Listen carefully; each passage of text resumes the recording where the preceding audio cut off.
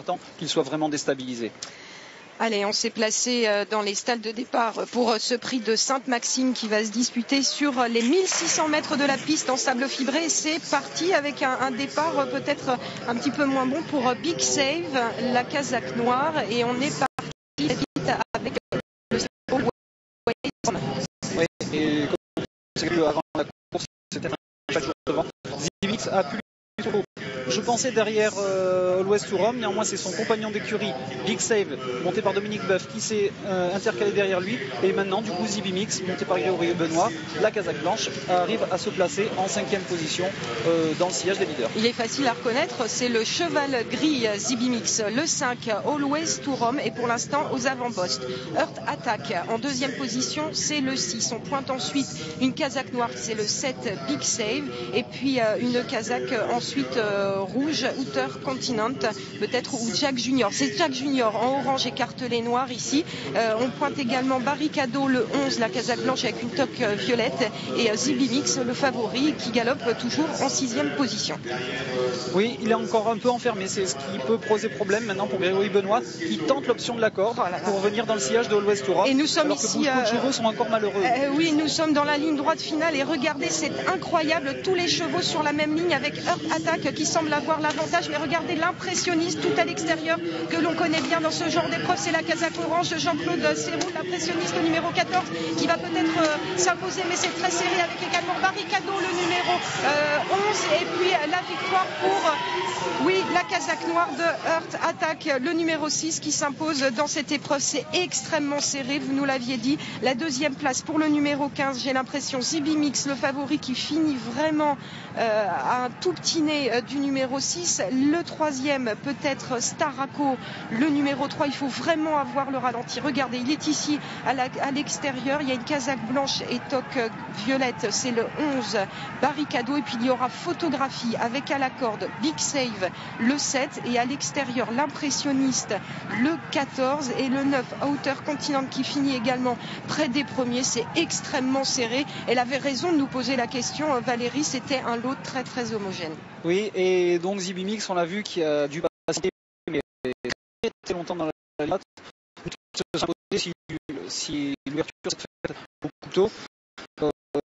C'est comme décisait Valérie, prendra-t-il sa revanche un jour? Ce n'est pas aujourd'hui malheureusement. Regardez, ils sont tous sur une même ligne ici, c'est vraiment incroyable, arrivée typique d'un handicap. Le 6 Heart Attack, c'est la casaque noire, à son extérieur Barricado. On a bien cru que l'impressionniste allait venir s'imposer tout à l'extérieur, c'est la casaque orange. Zibimix qui va finir remarquablement, regardez, il est là, le cheval gris, il va venir prendre a priori la 2e place. C'est très très serré. Ouais. Je peux vous donner un prochain gagnant, Lise? Allez. Il me semble que Outer Continent a vraiment galopé que les 50 derniers mètres. Il finit à la 7e place. Je pense que ça, c'est un cheval que les turfistes vont pouvoir suivre tout au long de l'année, surtout lors de la rentrée parisienne. Il portait aujourd'hui le numéro 9 Outer Continent. On voit ici la vue de profil. Une information importante pour ce Heart Attack, Franck. On en parlait juste quand les chevaux étaient dans les stalles. Il disputait aujourd'hui son premier handicap, mais c'est un cheval qui aime aller devant, et finalement il s'est très bien sorti de ses 18 concurrents. Et oui, et surtout de son numéro de corde qui était le numéro 18, qui à mon sens a priori était vraiment un énorme handicap, mais comme vous l'avez précisé, son jockey l'a fait avancer en partant, il l'a mis tout près de la tête, tout près de l'Always to Rome, qui l'a emmené très loin. Il a démarré le premier, et finalement, compte tenu du fait que énormément de chevaux sont malheureux, on le voit bien à l'image, il y a beaucoup de jockeys qui sont encore en train de tirer sur leur monture. C'est le cas du favori, Zibimix, on a l'impression qu'il en a alors que Gaëtan Mazur, lui, ne s'est occupé de personne, il démarre et il va au bout.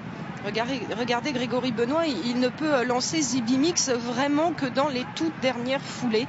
Des regrets peut-être en ce qui le concerne.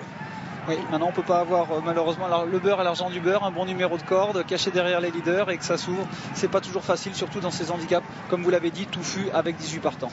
Alors vraisemblablement, on met une photographie pour la victoire, bien entendu, entre le numéro 6 et le numéro 15, parce que c'est très serré. Ensuite, on pointe le 3, le 11, et puis photographie pour les places suivantes entre le numéro 7, Big Save, et le 14, l'impressionniste. Double photographie à l'arrivée de ce handicap. C'est pour dire que ce lot était vraiment, je le répète une fois de plus, très très homogène. Et malgré la surcharge de l'handicapeur, l'impressionniste a vraiment très bien couru, car il s'est trouvé isolé, le pauvre cheval, toute la ligne droite, personne pour le ramener. Il a fait vraiment un bon bout à l'extérieur, tout seul. Je pense que s'il avait pu avoir un dos beaucoup plus longtemps, il aurait pu doubler la mise. Voilà, Heurt Attack qui est entraîné par Gérard Martin en Autriche. Deuxième aujourd'hui, Valérie, je vous rappelle, 3, 11, 7.